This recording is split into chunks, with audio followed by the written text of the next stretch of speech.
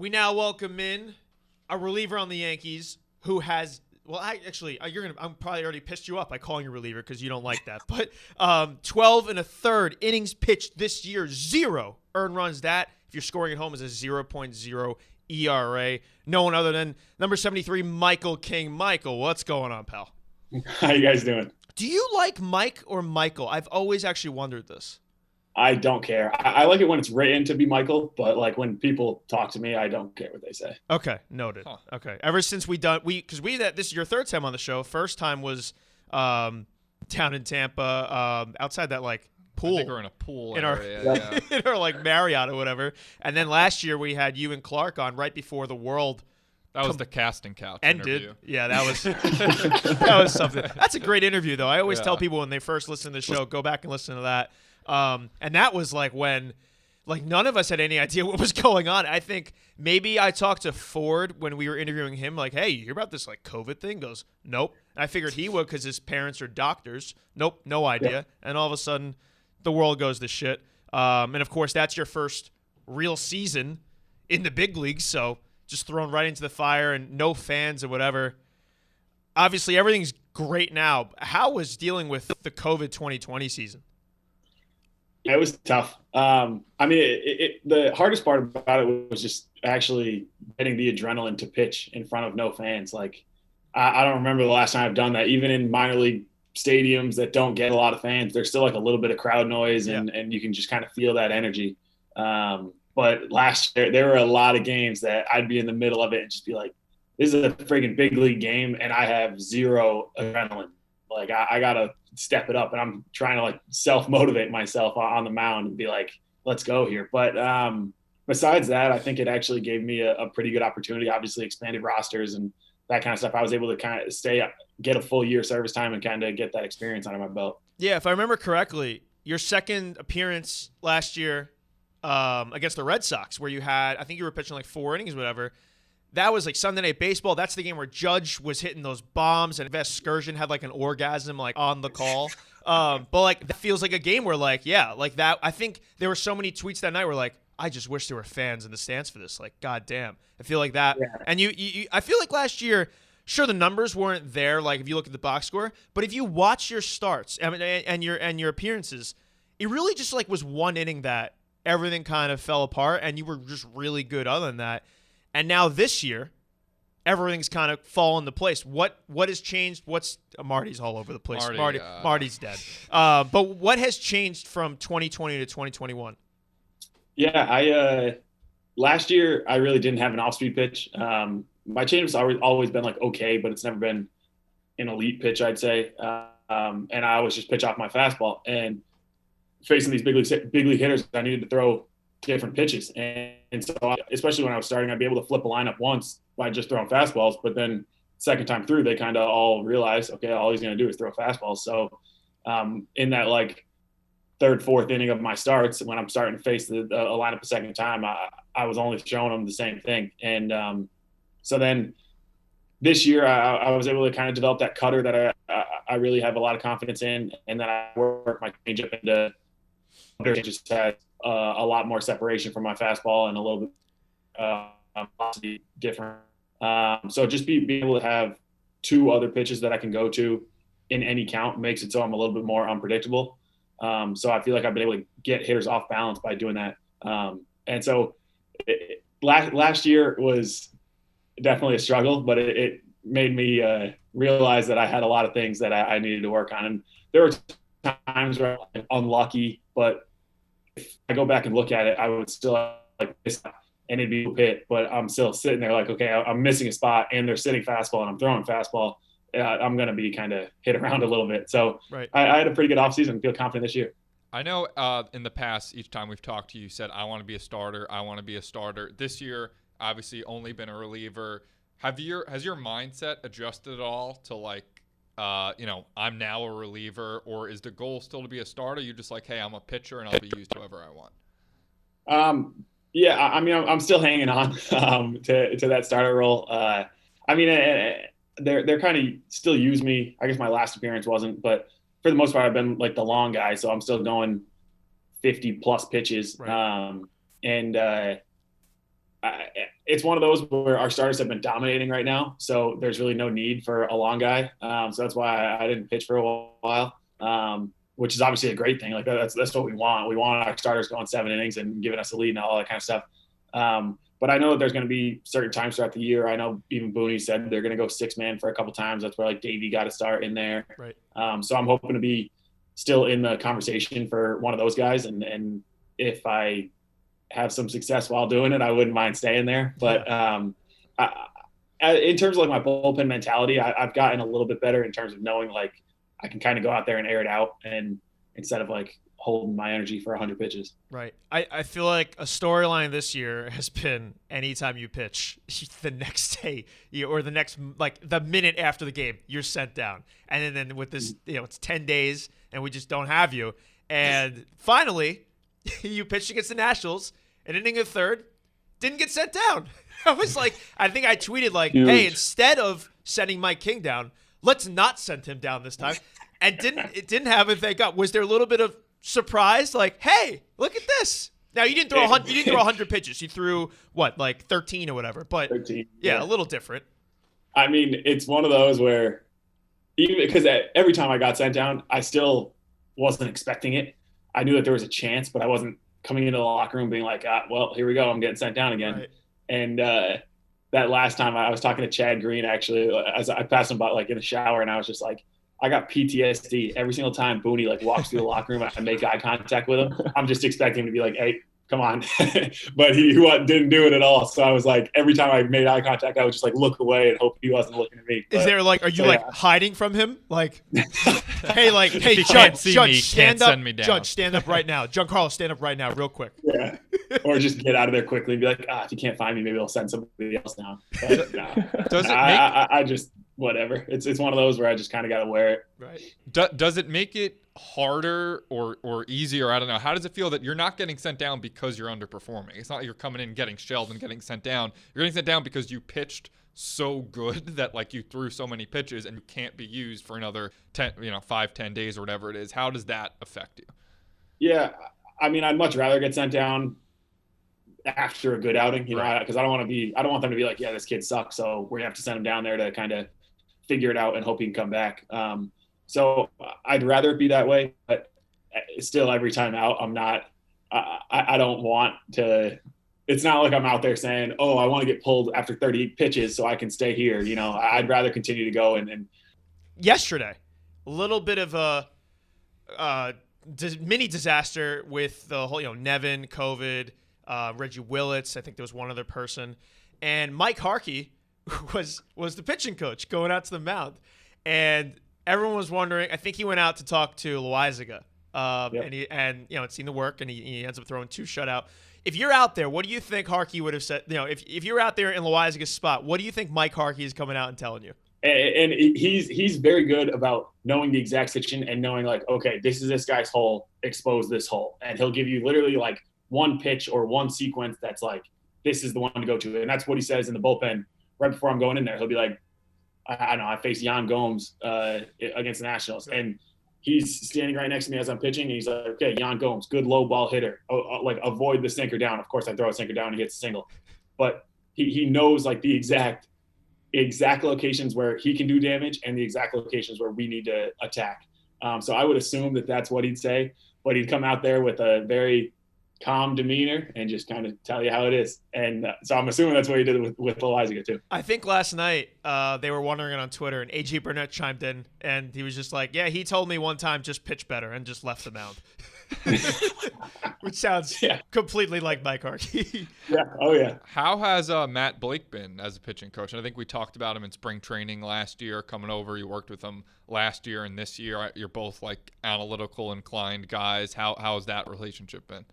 Yeah, he's been great. I also think that he's gotten a lot more complicated. That was the first time being I think a pitching coach just in general. He was a coordinator in the minor leagues, and so last year was his first real like pitching coach, and he was at probably the toughest place to be a pitching coach in obviously not just the big leagues, but in New York. And so I think he's gotten a little bit more comfortable, especially with the guys and kind of how to interact with us, and knows which like how all of us work and what kind of makes us tick and that kind of stuff. So it's been a lot better this year.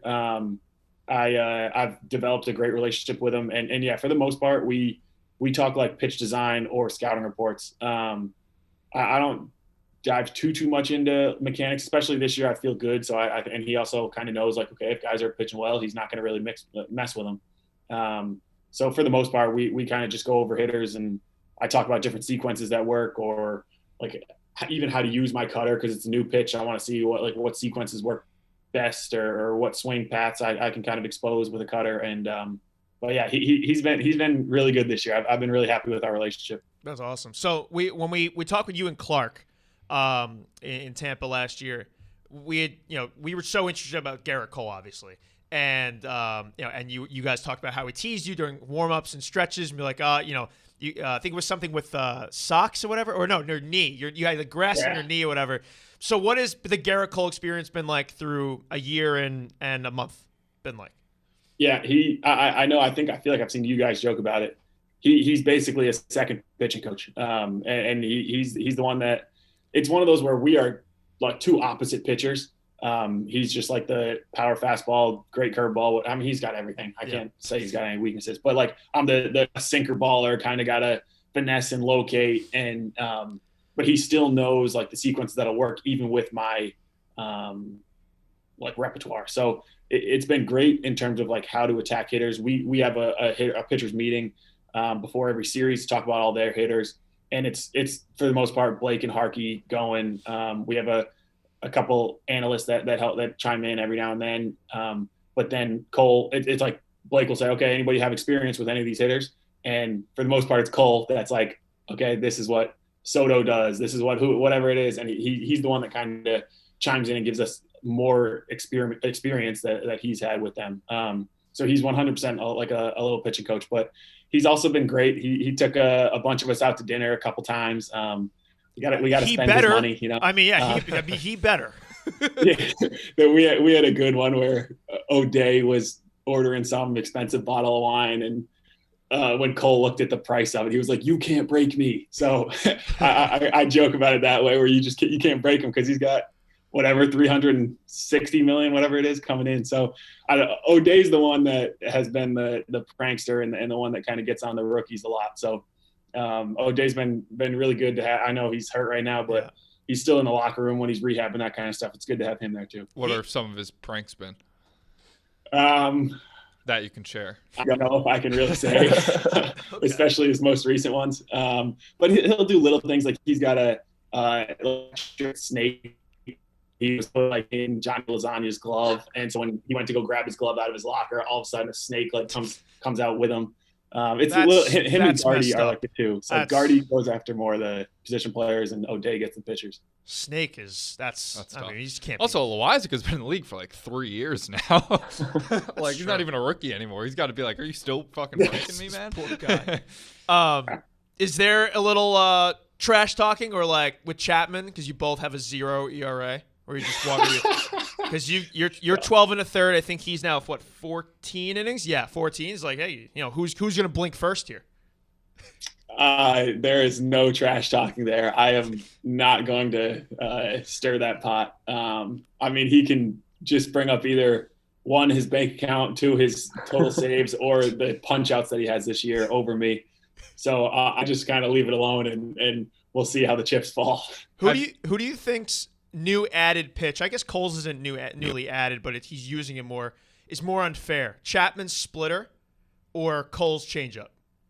I mean, it's got to be Chapman's splitter, and strictly because Cole didn't need the changeup. He's now adding it in, and it's kind of giving a little wrinkle to it. Right.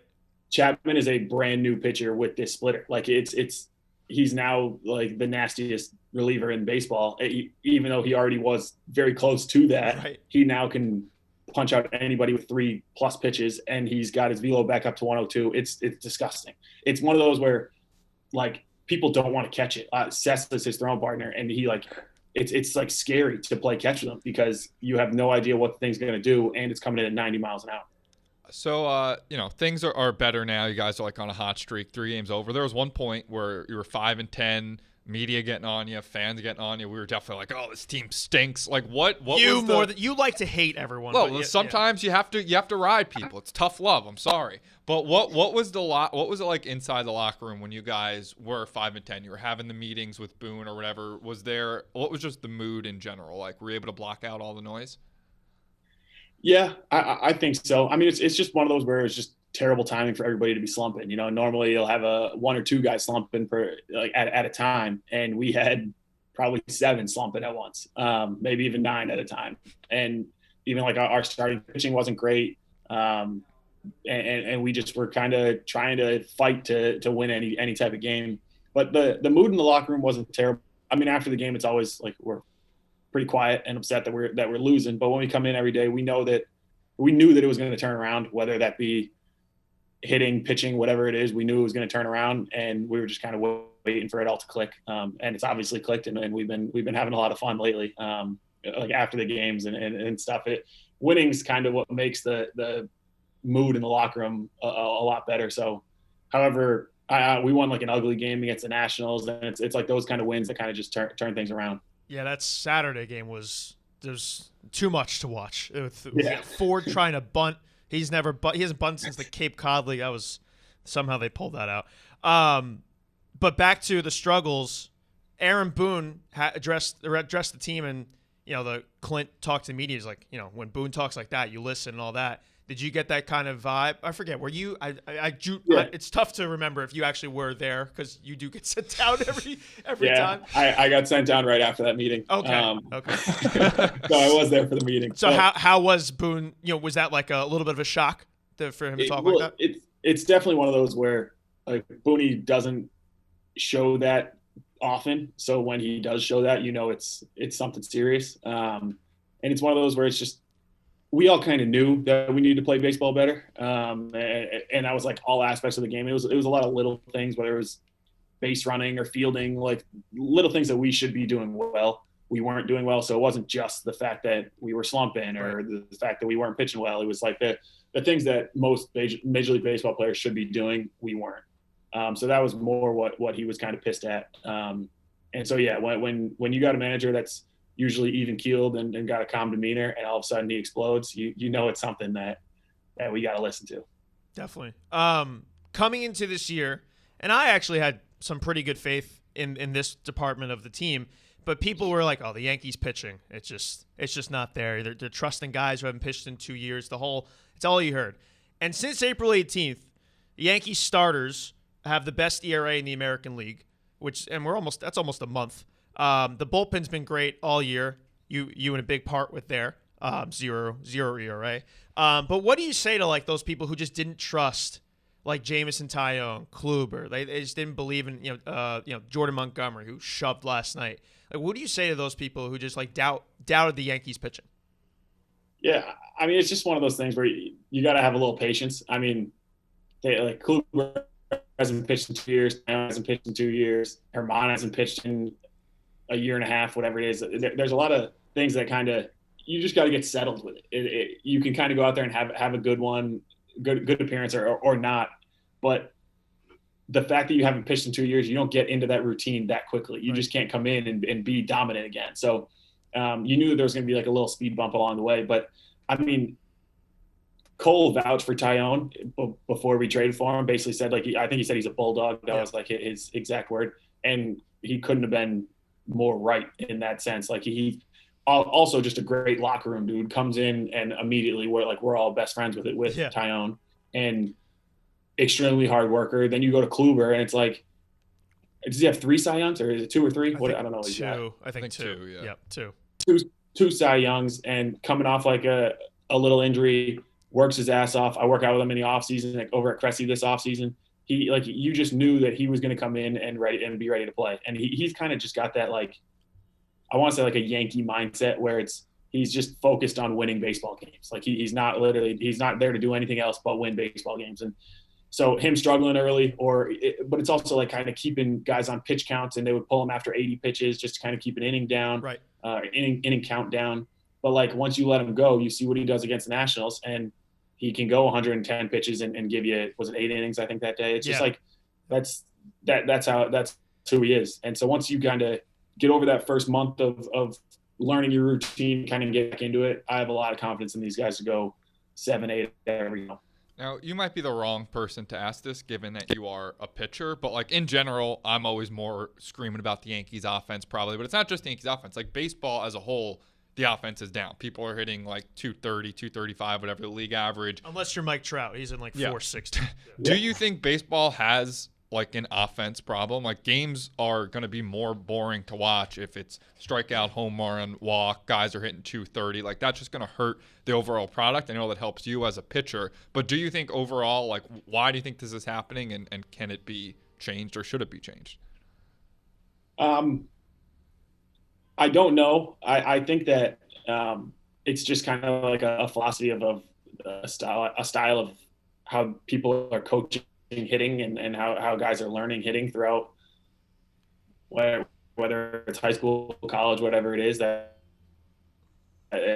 even in the minor they're coaching, the long ball really helps, so it's one of those. And I think that the best lineups and the hardest lineups that I face are the ones where there's a very good mix of those guys that like a DJ. I saw Trey Turner do it to us over the weekend. It's like, once he got to 2 strikes, he was a contact hitting, looking for something to hit the opposite field. That's a lot harder to pitch to than a guy that's just trying to hit a home run every time.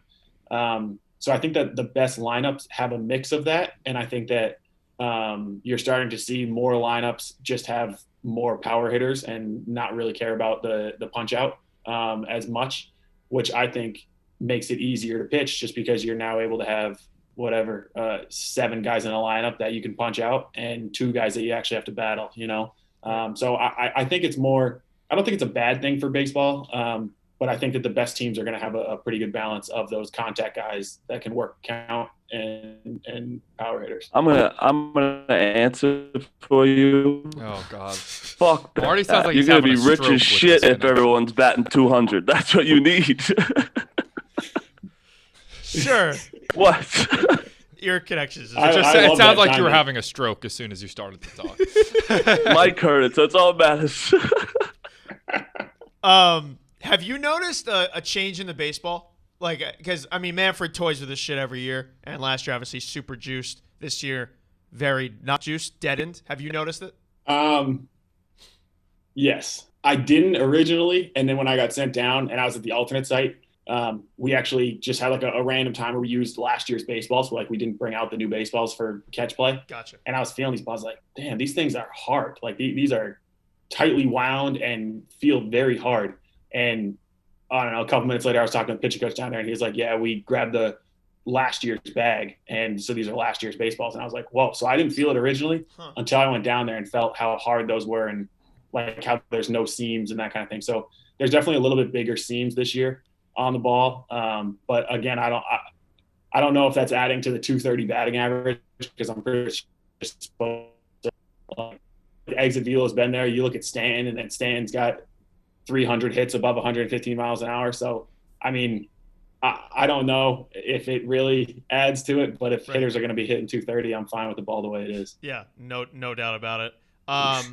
As we wrap up here, you did mention Kluber and how he has this Yankee mentality, but have seen him smile a little bit in the dugout this year, whereas, DJ, you compare him, the robots, all that, you never see him do anything. I mean, if he smiles, it's like breaking news across like CNN.